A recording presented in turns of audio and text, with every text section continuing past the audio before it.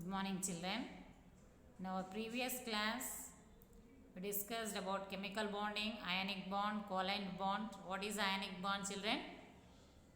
Transfer of electrons from one element to the other element is said to be one atom to other atom is said to be a ionic bond. When it transfer, it forms the ions. Whether by gaining or by losing, it forms the ions. If it is electron is lost, then it is said to be a cation, and if electron is gained, then it is said to be a anion. An ion, cat ion, cation, cation. Okay, anion and cation. Okay, now comes to the next topic about the covalent bond. Our covalent bond is formed by sharing of electrons.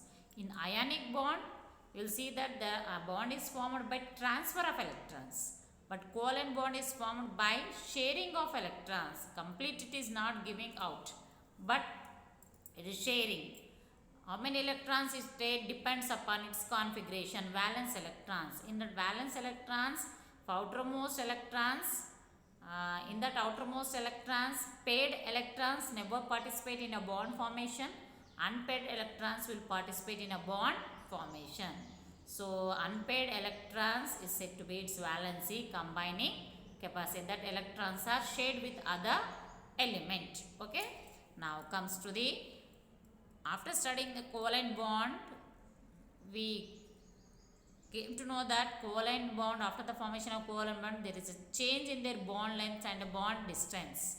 What is a bond distance? The distance between the atom of a first nucleus to the atom distance to the second nucleus is known as bond length or a bond distance. Why there is a change in the bond length and bond distance? Because of lone pair and a bond pair. What is meant by lone pair? The pair which cannot participate in a bond formation, already it is paired. Already it is a pair. For example, I am show for oxygen. Oxygen atomic number is 8 mark. Its configuration is 1s2, 2s2, 2p4. How many unpaired electrons are there in oxygen? Already outermost 6. In that 6, 2 are paired of s. 2py1, 2pz1, 2px1 and 2px. It means 2x is paired and 2s is paired and 2px is paired. How many unpaired electrons are there? These 2 unpaired electrons. They are said to be bonded pair, and lone pair is which never participate in a bond formation. Never participate in a bond formation. Already it is a pair. So there is no question of participating in a bond formation. Such pair is said to be a lone pair, and the pair which is participates in a bond formation which consisting of unpaired electrons, they are said to be a bonded pair. And the repulsion between lone pair and bond pair leads to decrease in the bond lengths, bond angles. And around the nuclei of any single atom element, lone pair occupies more space than the bonded pair. What is meant by lone pair, ma? Already paired, never participates in a chemical reaction. Such pair is said to be a lone pair. And the singly unpaired electrons, singly occupied electrons will participate in a bond formation to get pair. They are called as a bonded pair. Clear? What is a lone pair and bond pair? Due to change in their bond pair and lone pairs, what happens? There is a change, slight change or desertion in a bond lengths and a bond angles. And already we discussed about deficient molecules. If we take beryllium and boron, boron trifluoride and beryllium chloride, there is a deficient of outermost, if we check 4 and 6 only. So 8 electrons should be there, but it consisting of 4 and 6. So they are said to be deficient molecules, electron deficient molecules. And ammonia consisting of one bonded pair and 3 lone pairs. Due to that, what happens? There is a slight change in their angles also. Okay, and that also we discussed about that. Now water, it is in a V shape. Valence bond theory also help us to understand about the sigma bonds and a pi bonds. Formation of ammonia molecule and hybridization. What is meant by hybridization? Intermixing of orbitals having same energy and redistribution and reshuffle to same number of orbitals having same size, properties and shape. Such property is known as hybridization. Let me show that once. See Amma, boron, its atomic number is 5. Its configuration is 1s2, 2s2, 2p1. How many unpaired? 1. So we should form only one bond. But we are saying it is forming as a 3 bonds. How it is possible? Beryllium trifluoride means it is forming 3 bonds with a fluorine. How it is possible? One electron from s orbital is transferred to the 2p. Is it possible to transfer? Yes. What is the condition? If they belongs to the same shell, same orbital, same shell, we can reshuffle and redistribute into equal number of electrons. And such property is known as hybridization. What is hybridization? Hybridization is a phenomenon of mixing, intermixing of atomic orbitals having equal energy which are present in the outermost shell and reshuffle and redistribute to same number of orbitals is known as hybridization. In that hybridization, boron, without hybridization it is capable to form one bond. But after the hybridization, one electron from s orbital is transferred to the pi. So it becomes now 3 unpaired electrons. The 3 unpaired electrons will be bonded with 3 fluorines which consisting of each fluorine consisting of one single electron, unpaired single electron. Okay, clear? Now comes to the, due to that it is getting the different shape and consisting of a sigma bond and pi bond. In ammonia also it is ready to form the 3, but how many electrons orbitals are involved? S and p orbitals are involved. Total, that is 2s, 2px1, 2py1 and 2pz. In that 2x is a paired and 2py1, 2pz1, 2pz is unpaired.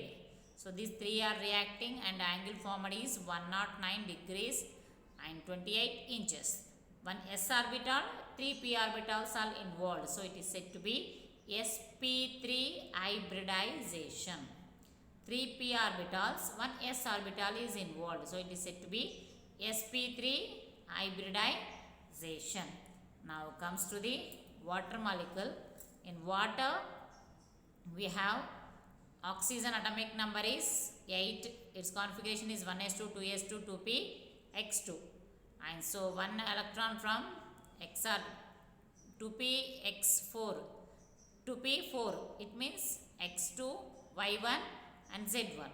So this S complete is undergoes hybridization and it is said to be sp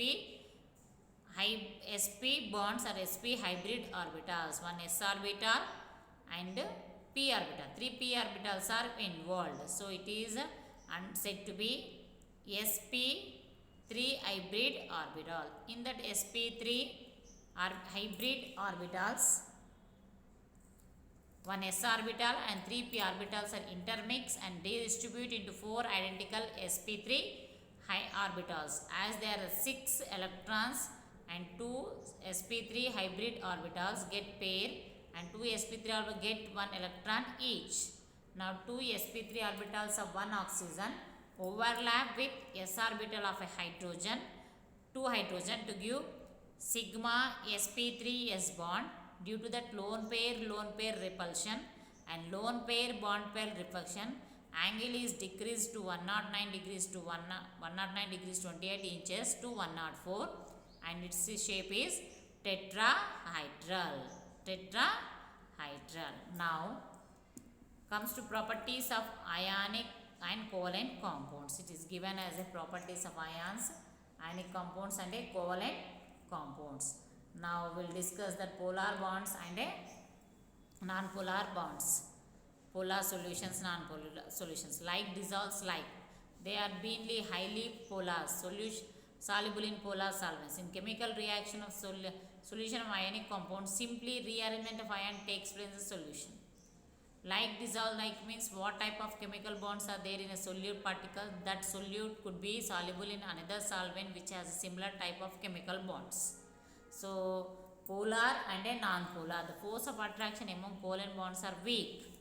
Therefore the covalent compounds are gases or liquids at room temperature. They have low melting points and low boiling points. Based on this principle, like dissolves like, these covalent compounds are soluble in non-polar solvent because non-polar solvent nature of solvent molecules. In chemical reaction, covalent compounds exist bond breaking and bond forming to get products. The reactions are moderate and very slow. So children, with this we completed our chemical bonding, and this lesson is totally deleted from the portion. Even though I explained you what is ionic bond, covalent bond, hybridization, octet rule, Lewis dot structure, and shapes of the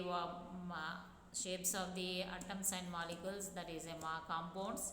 Ammonia is a pyramidal shape, trigonal shape, water is in a V shape, and we discuss like this also, like ionic bonds and a covalent bonds. Okay children, and let me remind you about your projects and classwork. Most of them you are coming to school children, so whatever the videos, whatever the class you are listening, if you have any doubt you can watch videos. If not, no need of watching the videos, and read well, complete your classworks, projects, whatever teacher and to you are just let me check your classworks and projects. Please children, according to your timetable you bring your book and submit your classworks and projects to the teachers.